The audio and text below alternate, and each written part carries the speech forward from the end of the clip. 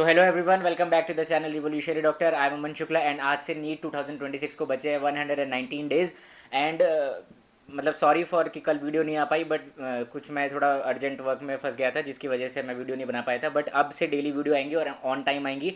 तो आज का हम बेसिकली क्या डिस्कस करने जा रहे हैं, आज हम डिस्कस करेंगे टेस्ट मार्क्स को लेके।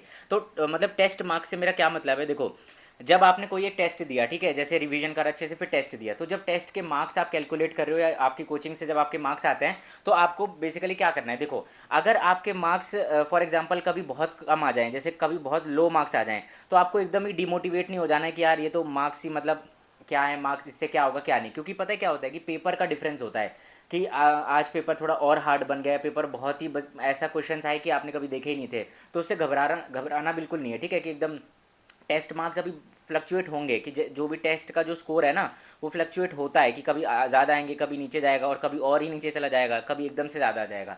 तो उसको आपको टेंशन नहीं, माइंड नहीं करना है उसको। आपको उसके अच्छा उसका करना क्या है, बेसिकली उसका एनालिसिस करो कि यार मतलब एक्चुअल में क्या था कि क्यों मार्क्स मेरे ऊपर नीचे हुए हैं, क्यों मार्क्स कम आए हैं। अगर मार्क्स कम आए इसलिए कि आपने रिवीजन नहीं करा था तो फिर आपको अच्छे से रिवीजन करना है नेक्स्ट टाइम। अगर मार्क्स कम आए कि आपने बहुत ज़्यादा सिली मिस्टेक कर ली थी तो आपको अब क्या करना है ना, अपनी सिली मिस्टेक्स अवॉइड करनी है। और वो कैसे करोगे, एनालिसिस से, ठीक है, टेस्ट एनालिसिस से। और अगर मार्क्स बहुत ज़्यादा आ गए तो बिल्कुल एकदम ऐसे ओवर कॉन्फिडेंस नहीं हो जाना कि हाँ यार अब तो मेरे को आ ही रहा है, मेरे मार्क्स भी आ रहे हैं और सारी चीज़ें एकदम स्मूथली जा रही है। नहीं, अगर सारी चीज़ें स्मूथली जा रही है तो बहुत प्रॉब्लम में हो, इसका मतलब आप या तो टेस्ट ही नहीं दे रहे होगे फिर, है ना। आपको लग रहा होगा कि हाँ मैं कॉपी रिवाइज कर रहा हूँ, बस उसी से हो जाएगा सिलेक्शन, नहीं होना।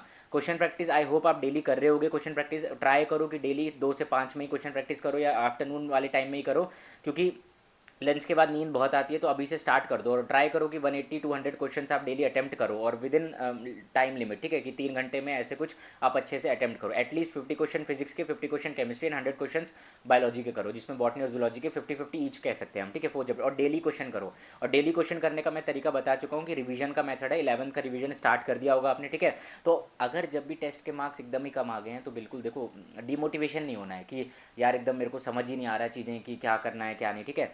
मैंने आपको अच्छा तरीका बता दिया कि अगर मार्क्स आपके फ्लक्चुएट हो रहे हैं तो इसमें कोई ऐसे घबराने वाली बात नहीं है। मेरे भी लास्ट टाइम पे बहुत फ्लक्चुएट होते थे, but at the end selection हो गया है। क्यों हो गया है? क्योंकि मैंने टेस्ट एनालिसिस नहीं छोड़ा था। तो आपको सबसे ज़्यादा टेस्ट स्कोर पे या टेस्ट मार्क्स पे अपना फोकस नहीं बनाए रखना है। आपको क्या करना है, टेस्ट दिया, मार्क्स कैलकुलेट करे, ठीक है, मार्क्स को रख दिया साइड। अब देखना है कि कम क्यों आ रहे हैं। अब ऐसा भी नहीं कि आपके हर टेस्ट में अगर 100-200 मार्क्स आ रहे हैं तो वो फिर तो बहुत प्रॉब्लम है। At least try to score more than 500 in any of the test जो आप अटेम्प्ट कर रहे हो, ठीक है। अगर मोर देन 500 आ रहे हैं कि 550 हो रहे हैं, 600 तक टच हो रहे हैं तो ठीक है, वेल एंड गुड है, ठीक है। बट अगर कभी 450 रह गए या ये, तो उसके लिए ऐसा टेंशन नहीं होना कि यार 450 क्यों आ गए, पिछले टेस्ट में तो 550 आए थे। तो आपको ये देखना है कि इसमें और उसमें टेस्ट में क्या फ़र्क था और आज के टेस्ट में क्या ऐसा आया था जो मेरे से ज़्यादा गलती हो गई या मुझे आ नहीं रहा था, है ना। या बहुत सारा सिली मिस्टेक कर दी, ओ एम आर ही मैं भरने में फिर मैंने ऊपर नीचे ओ एम आर कर दी, सारी ओ एम आर ही गलत हो गई, ठीक है। तो आपको ये सब भी देखना है। ऐसा नहीं है कि आपने क्वेश्चन पेपर पे तो अच्छा आंसर अटैम्प्ट करा है, मतलब सही आंसर अटैम्प्ट करा है, बट ओ एम आर में गलत हो गया और आप ओ एम आर से ही मिला रहे हो तो वो प्रॉब्लम है। तो आपको सारी चीज़ें की प्रैक्टिसिंग मतलब प्रैक्टिस करनी होगी।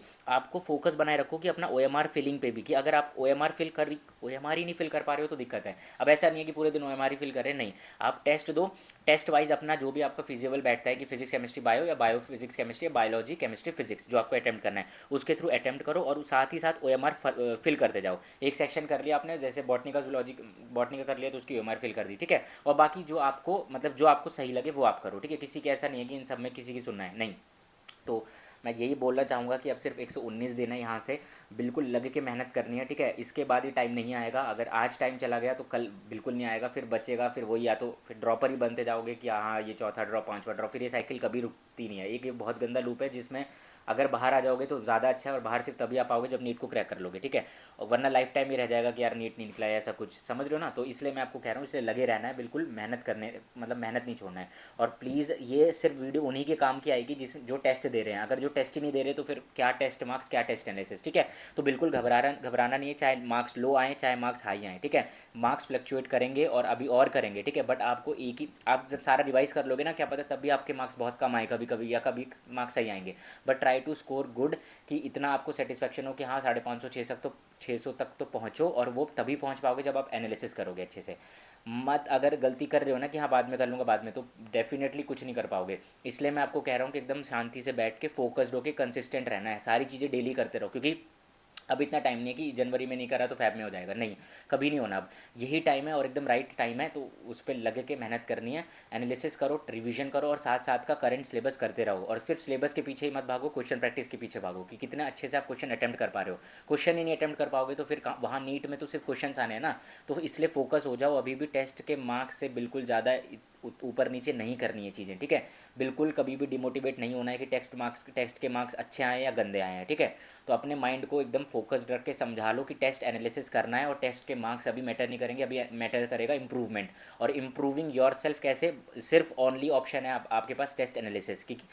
भाई यही सबसे ज़्यादा इंपॉर्टेंट होता है नीट में। नीट एक टेस्ट है और उसका एनालिसिस आप अभी अगर जितनी गलतियाँ सुधार लोगे वही आपको अच्छा काम आएगा। जो ज़्यादा रिवीजन कर रहा है वो, ऐसा ज़रूरी नहीं कि वो अच्छा स्कोर कर लेगा, नहीं, क्योंकि अब थ्योरेटिकल पार्ट थोड़ी आना है, सिर्फ को न्यूमेरिकल पार्ट आना है। जिसकी क्वेश्चन प्रैक्टिस जीरो है और रिवीजन अच्छा है तो जीरो है, वो वैसे ही फेल होना है। आप अपना रिवीजन भी उस लेवल पे लेके आओ और साथ साथ क्वेश्चन प्रैक्टिस को भी धीरे धीरे उठाओ, और डेली करोगे आज से क्वेश्चन प्रैक्टिस, तब जाके आप वहाँ पे एकदम कॉन्फिडेंट और मोटिवेट फील करोगे, ठीक है। तो मैं बस इतना ही बताना चाह रहा हूँ कि मत फंसो किसी भी चीज़ के ऊपर, सिर्फ टाइम देके फोकस रह के अभी करो। अभी करना है, मतलब आज के आज अपना सारा टारगेट बेस्ड स्टडी करके कंप्लीशन करना है, और टेस्ट देते जाओ, उसका एनालिसिस करो, उसी दिन एनालिसिस करो। मैंने 2 से 5 टेस्ट दिया, आधा घंटा मैंने कैलकुलेट करा, फिर आधा घंटा ब्रेक लेके 6 से 7 मैंने अपना अच्छे से टेस्ट एनालिसिस कर लिया। या बाहर हो तो मैं जब घर आऊँगा 8-9 बजे, तब तक 1 घंटा दिया, अच्छे से एनालिसिस करा, कॉपी में लिखा क्या क्या क्वेश्चन गलत थे, उन सारे क्वेश्चन का सॉल्यूशन लिखा। पता चला कि एरर एनालिसिस क्या था, मतलब सिली मिस्टेक्स तो नहीं थी। अगर सिली मिस्टेक्स थी तो अब अगली बार और धीरे धीरे अटैम्प्ट करूँगा क्वेश्चन पेपर, धीरे धीरे अंडरलाइन करके करो कि ये क्वेश्चन क्या कह रहा है, कि क्या निकालना है, ठीक है। तो तभी होगा। तो आई होप आपको कुछ समझ आया होगा कि टेस्ट के मार्क्स से पीछे इतना मत भागो, और try to improve your marks by analysis, ठीक है। So thanks for watching, last but not the least, it's okay to not be okay, ठीक है। आई होप आपको ये सारी वीडियोस हेल्पफुल मिल रही होंगी। सो बस स्टे कंसिस्टेंट, अपने आप को इम्प्रूव करते जाओ हर दिन। सिर्फ 119 दिन बचे हैं, थैंक यू, और डेफिनेटली होगा।